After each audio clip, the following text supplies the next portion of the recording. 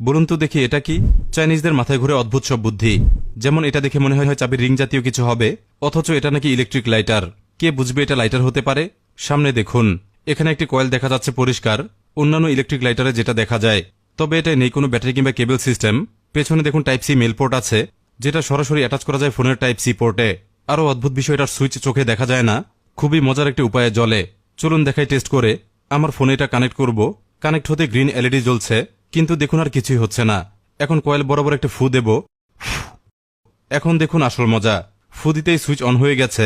কয়েলটি ইতিমধ্যে হিটে লাল হয়ে গেছে। চলুন দেখি কতটা হিট হয়েছে। টিস্যু পেপার ধরতেই দেখুন মুহূর্তেই জ্বলে উঠেছে।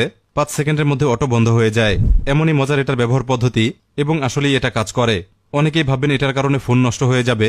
আমার কাছে তেমন মনে হয়নি, কারণ মেপে দেখলাম এটা মাত্র 5 ওয়াট খরচ করে। ফোন ছাড়াও এটা পাওয়ার ব্যাংক কিংবা অন্যান্য টাইপ সি থেকে কাজ করে। মজার এই গ্যাজেটে ট্রাই করে দেখতে পারেন।